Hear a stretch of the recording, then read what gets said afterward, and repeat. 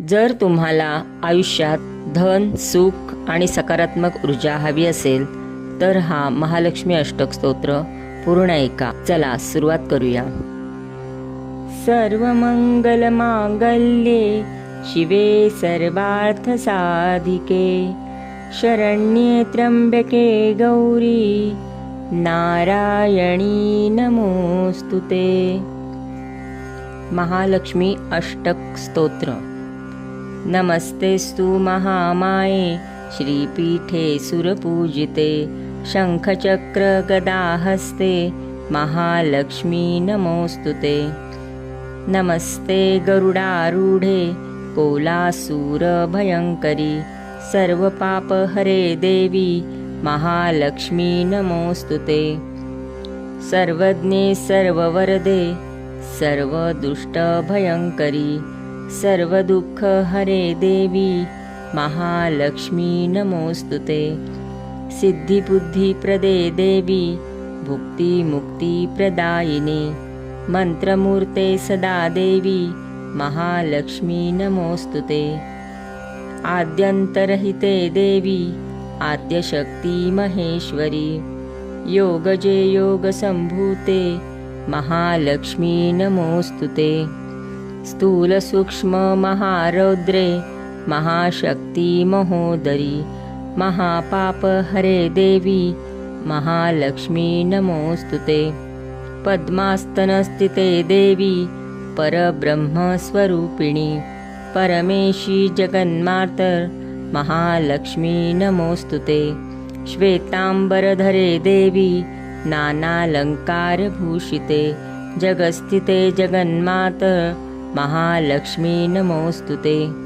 महालक्ष्म्यष्टकं स्तोत्रं यः पठेत् भक्तिमान् नरः सर्वसिद्धिमवाप्नोति राज्यं प्राप्नोति सर्वदा. सर्वमंगलमांगल्ये शिवे सर्वार्थसाधिके शरण्ये त्र्यंबके गौरी नारायणी नमोस्तुते. महालक्ष्मी अष्टक स्तोत्र. नमस्तेस्तु महामाये श्रीपीठे सुरपूजिते शंखचक्र गदाहस्ते महालक्ष्मी नमोस्तुते. नमस्ते गरुडारूढे कोलासूरभयंकरी सर्वपापहरे देवी महालक्ष्मी नमोस्तुते. सर्वज्ञे सर्ववरदे सर्वदुष्टभयंकरी सर्वदुःखहरे देवी महालक्ष्मी नमोस्तुते. सिद्धिबुद्धिप्रदे देवी भुक्तिमुक्तिप्रदायिनी मंत्रमूर्ते सदा देवी महालक्ष्मी नमोस्तुते. आद्यन्तरहिते देवी आद्यशक्ति महेश्वरी योगजे योगसंभूते महालक्ष्मी नमोस्तुते. स्थूलसूक्ष्म महारौद्रे महाशक्ति महोदरी महापापहरे देवी महालक्ष्मी नमोस्तुते. पद्मास्तनस्थिते देवी परब्रह्मस्वरूपिणी परमेशी जगन्मातर महालक्ष्मी नमोस्तुते. श्वेतांबरधरे देवी नानालंकारभूषिते जगस्थिते जगन्मातर महालक्ष्मी नमोस्तुते. महालक्ष्म्यष्टकं स्तोत्रं यः पठेत् भक्तिमान् नरः सर्वसिद्धिमवाप्नोति राज्यं प्राप्नोति सर्वदा. सर्वमंगलमांगल्ये शिवे सर्वार्थसाधिके शरण्ये त्र्यंबके गौरी नारायणी नमोस्तुते. महालक्ष्मी अष्टक स्तोत्र. नमस्तेस्तु महामाये श्रीपीठे सुरपूजिते शंखचक्र गदाहस्ते महालक्ष्मी नमोस्तुते. नमस्ते गरुडारूढे कोलासूरभयंकरी सर्वपापहरे देवी महालक्ष्मी नमोस्तुते. सर्वज्ञे सर्ववरदे सर्वदुष्टभयङ्करी सर्वदुःखहरे देवी महालक्ष्मी नमोऽस्तुते। सिद्धिबुद्धिप्रदे देवी भुक्तिमुक्तिप्रदायिनी मन्त्रमूर्ते सदा देवी महालक्ष्मी नमोऽस्तुते। आद्यन्तरहिते देवी आद्यशक्ति महेश्वरी योगजे योगसम्भूते महालक्ष्मी नमोऽस्तुते। स्थूलसूक्ष्ममहारौद्रे महाशक्ति महोदरी महापापहरे देवी महालक्ष्मी नमोऽस्तुते। पद्मास्तनस्थिते देवी परब्रह्मस्वरूपिणी परमेशी जगन्मातर महालक्ष्मी नमोऽस्तुते। श्वेताम्बरधरे देवी नानालङ्कारभूषिते जगस्थिते जगन्मातर महालक्ष्मी नमोऽस्तुते। महालक्ष्म्यष्टकं स्तोत्रं यः पठेत् भक्तिमान् नरः सर्वसिद्धिमवाप्नोति राज्यं प्राप्नोति सर्वदा। सर्वमङ्गलमाङ्गल्ये शिवे सर्वार्थसाधिके शरण्ये त्र्यम्बके गौरी नारायणी नमोऽस्तुते। महालक्ष्मी अष्टक स्तोत्र। नमस्तेस्तु महामाये श्रीपीठे सुरपूजिते शङ्खचक्रगदाहस्ते महालक्ष्मी नमोऽस्तुते। नमस्ते गरुडारूढे कोलासूरभयङ्करी सर्वपापहरे देवी महालक्ष्मी नमोऽस्तुते। सर्वज्ञे सर्ववरदे सर्वदुष्टभयङ्करी सर्वदुःखहरे देवी महालक्ष्मी नमोऽस्तुते। सिद्धिबुद्धिप्रदे देवी भुक्तिमुक्तिप्रदायिनी मन्त्रमूर्ते सदा देवी महालक्ष्मी नमोऽस्तुते। आद्यन्तरहिते देवी आद्यशक्ति महेश्वरी योगजे योगसम्भूते महालक्ष्मी नमोऽस्तुते। स्थूलसूक्ष्ममहारौद्रे महाशक्ति महोदरी महापापहरे देवी महालक्ष्मी नमोऽस्तुते। पद्मास्तनस्थिते देवी परब्रह्मस्वरूपिणी परमेशी जगन्मातर महालक्ष्मी नमोऽस्तुते। श्वेताम्बरधरे देवी नानालङ्कारभूषिते जगस्थिते जगन्मातर महालक्ष्मी नमोऽस्तुते।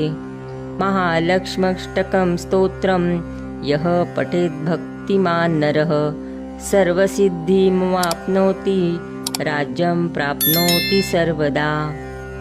सर्वमङ्गलमाङ्गल्ये शिवे सर्वार्थसाधिके शरण्ये त्र्यम्बके गौरी नारायणी नमोऽस्तुते। महालक्ष्मी अष्टक स्तोत्र।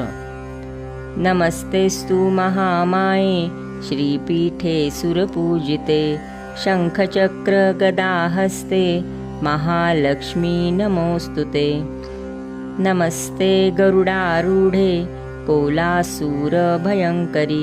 सर्वपापहरे देवी महालक्ष्मी नमोऽस्तुते। सर्वज्ञे सर्ववरदे सर्वदुष्टभयङ्करी सर्वदुःखहरे देवी महालक्ष्मी नमोऽस्तुते। सिद्धिबुद्धिप्रदे देवी भुक्तिमुक्तिप्रदायिनी मन्त्रमूर्ते सदा देवी महालक्ष्मी नमोऽस्तुते। आद्यन्तरहिते देवी आद्यशक्ति महेश्वरी योगजे योगसम्भूते महालक्ष्मी नमोऽस्तुते।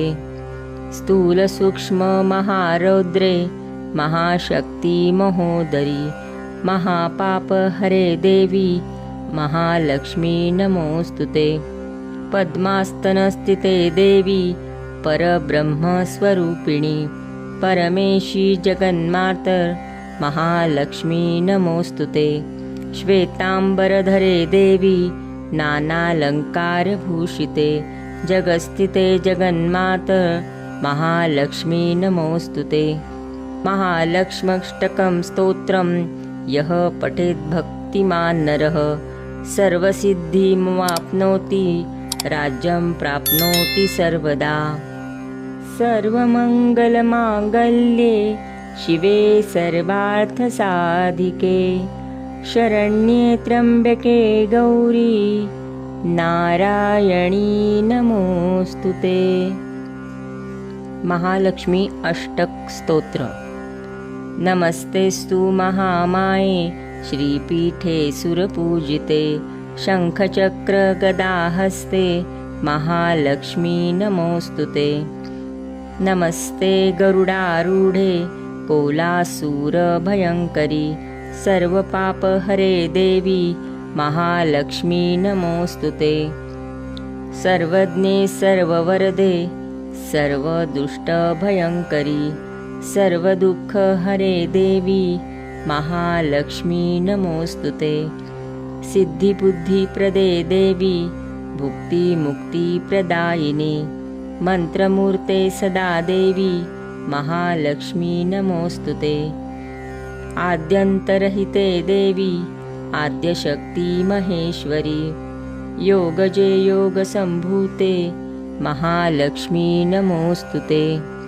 स्थूलसूक्ष्ममहारौद्रे महाशक्ति महोदरी महापापहरे देवी महालक्ष्मी नमोऽस्तुते।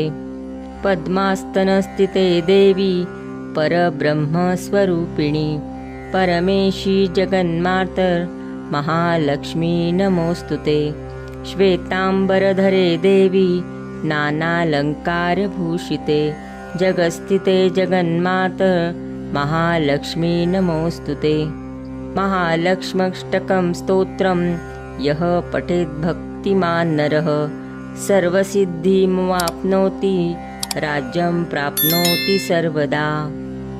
सर्वमङ्गलमाङ्गल्ये शिवे सर्वार्थसाधिके शरण्ये त्र्यम्बके गौरी नारायणी नमोऽस्तुते। महालक्ष्मी अष्टक स्तोत्र। नमस्तेस्तु महामाये श्रीपीठे सुरपूजिते शङ्खचक्रगदाहस्ते महालक्ष्मी नमोऽस्तुते। नमस्ते गरुडारूढे कोलासूरभयङ्करी सर्वपापहरे देवी महालक्ष्मी नमोऽस्तुते।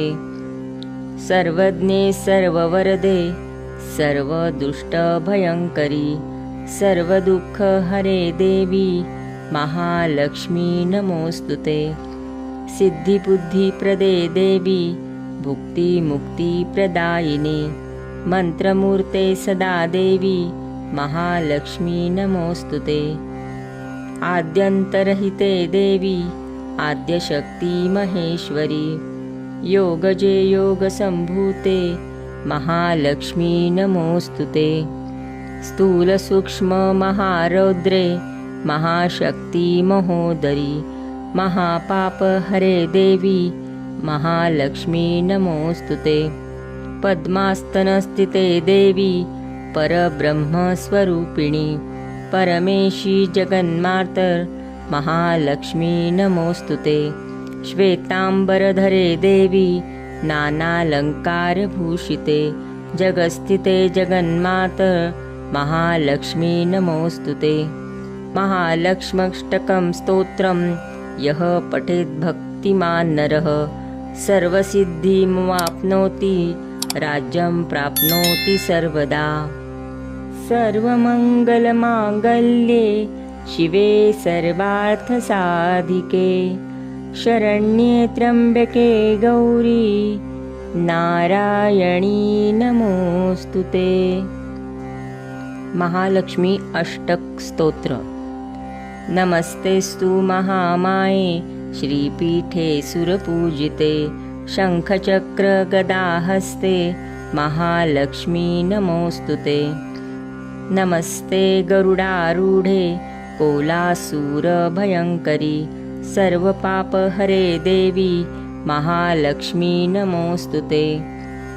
सर्वज्ञे सर्ववरदे सर्वदुष्टभयङ्करी सर्वदुःखहरे देवी महालक्ष्मी नमोस्तुते। सिद्धिबुद्धिप्रदे देवी भुक्तिमुक्तिप्रदायिनी मंत्रमूर्ते सदा देवी महालक्ष्मी नमोस्तुते। आद्यन्तरहिते देवी आद्यशक्ति महेश्वरी योगजे योगसम्भूते महालक्ष्मी नमोस्तुते। स्थूलसूक्ष्ममहारौद्रे महाशक्ति महोदरी महापापहरे देवी महालक्ष्मी नमोस्तुते। पद्मास्तनस्थिते देवी परब्रह्मस्वरूपिणी परमेशी जगन्मातर महालक्ष्मी नमोस्तुते। श्वेतांबरधरे देवी नानालंकारभूषिते जगस्थिते जगन्मातर महालक्ष्मी नमोस्तुते। महालक्ष्म्यष्टकं स्तोत्रं यः पठेत् भक्तिमान् नरः सर्वसिद्धिमवाप्नोति राज्यं प्राप्नोति सर्वदा।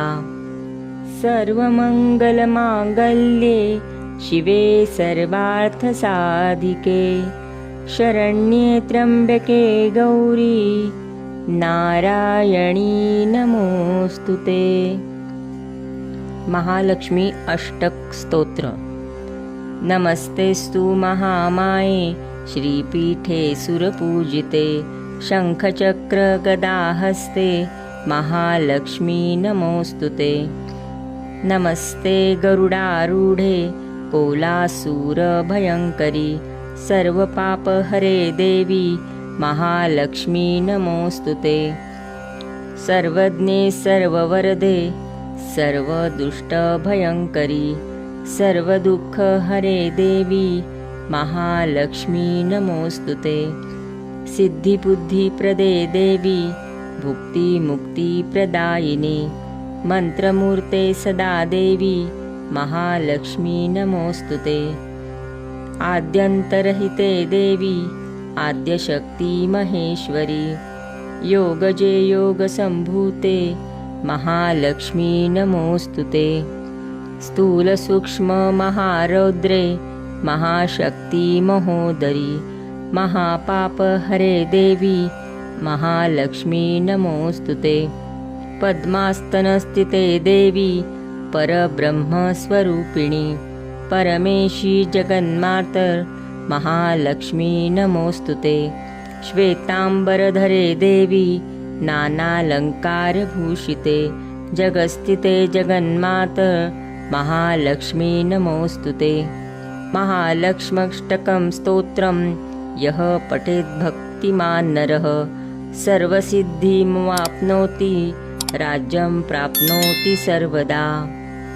सर्वमङ्गलमाङ्गल्ये शिवे सर्वार्थसाधिके शरण्ये त्र्यम्बके गौरी नारायणी नमोस्तुते। महालक्ष्मी अष्टक स्तोत्र। नमस्तेस्तु महामाये श्रीपीठे सुरपूजिते शङ्खचक्रगदाहस्ते महालक्ष्मी नमोस्तुते। नमस्ते गरुडारूढे कोलासूरभयङ्करी सर्वपापहरे देवी महालक्ष्मी नमोस्तुते। सर्वज्ञे सर्ववरदे सर्वदुष्टभयङ्करी सर्वदुःखहरे देवी महालक्ष्मी नमोस्तुते। सिद्धिबुद्धिप्रदे देवी भुक्तिमुक्तिप्रदायिनी मंत्रमूर्ते सदा देवी महालक्ष्मी नमोस्तुते। आद्यन्तरहिते देवी आद्यशक्ति महेश्वरी योगजे योगसम्भूते महालक्ष्मी नमोस्तुते। स्थूलसूक्ष्ममहारौद्रे महाशक्ति महोदरी महापापहरे देवी महालक्ष्मी नमोस्तुते। पद्मास्तनस्थिते देवी परब्रह्मस्वरूपिणी परमेशी जगन्मातर महालक्ष्मी नमोस्तुते। श्वेतांबरधरे देवी नानालंकारभूषिते जगस्थिते जगन्मातर महालक्ष्मी नमोस्तुते। महालक्ष्म्यष्टकं स्तोत्रं यः पठेत् भक्तिमान् नरः सर्वसिद्धिमवाप्नोति राज्यं प्राप्नोति सर्वदा। सर्वमङ्गलमाङ्गल्ये शिवे सर्वार्थसाधिके शरण्ये त्र्यम्बके गौरी नारायणी नमोस्तुते। महालक्ष्मी अष्टक स्तोत्र। नमस्तेस्तु महामाये श्रीपीठे सुरपूजिते शङ्खचक्रगदाहस्ते महालक्ष्मी नमोस्तुते। नमस्ते गरुडारूढे कोलासूरभयङ्करी सर्वपापहरे देवी महालक्ष्मी नमोस्तुते। सर्वज्ञे सर्ववरदे सर्वदुष्टभयङ्करी सर्वदुःखहरे देवी महालक्ष्मी नमोस्तुते। सिद्धिबुद्धिप्रदे देवी भुक्तिमुक्तिप्रदायिनी मन्त्रमूर्ते सदा देवी महालक्ष्मी नमोस्तुते। आद्यन्तरहिते देवी आद्यशक्ति महेश्वरी योगजे योगसम्भूते महालक्ष्मी नमोस्तुते। स्थूलसूक्ष्ममहारौद्रे महाशक्ति महोदरी महापापहरे देवी महालक्ष्मी नमोस्तुते। पद्मास्तनस्थिते देवी परब्रह्मस्वरूपिणी परमेशी जगन्मातर महालक्ष्मी नमोस्तुते। श्वेतांबरधरे देवी नानालंकारभूषिते जगस्थिते जगन्मातर महालक्ष्मी नमोस्तुते। महालक्ष्म्यष्टकं स्तोत्रं यः पठेत् भक्तिमान् नरः सर्वसिद्धिमवाप्नोति राज्यं प्राप्नोति सर्वदा।